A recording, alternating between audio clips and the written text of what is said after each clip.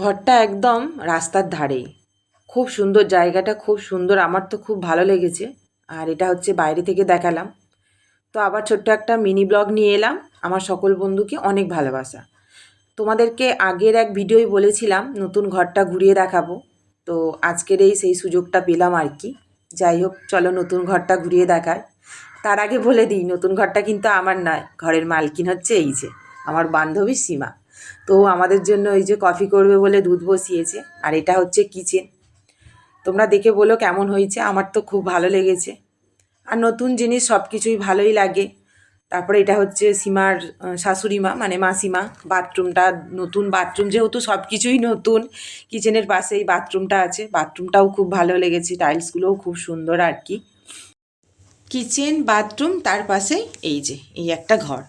হ্যাঁ, তোমরা অনেকেই হয়তো বলতে পারো যে এই দুকামরা ঘর কি এমন আছে, ঘুরিয়ে তার জন্য আর কি দেখাচ্ছে। এই দুকামরা ঘর আর বারান্দা, বাথরুম, রান্নাঘর আমাদের মতো মধ্যবিত্ত ফ্যামিলিদের কাছে না আকাশ ছোঁয়া। তো যাই হোক, সিংহাসনটা আমার খুব ভালো লেগেছে।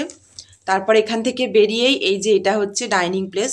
এখনো হয়নি, হবে, প্ল্যান করে করেছে। আর এটা হচ্ছে বাড়ির কর্তামশাই। তো অনেক কষ্ট করে না, আমাদের মতো মধ্যবিত্ত ফ্যামিলিদের এই ঘরটুকু বানাতে অনেক কষ্ট করতে হয়, অনেক। তো 5-6 মাস দেখেছি, তো অনেক কষ্ট করেওছে এরা। যাই হোক, এই বাচ্চা বাটিগুলো না, এদের যখন 2.5 বছর বয়স তখন থেকে এদের বন্ধুত্ব। চলো আবার ছোট ছোট পরে ভিডিও দেবো, এখনকার মতো সবাইকে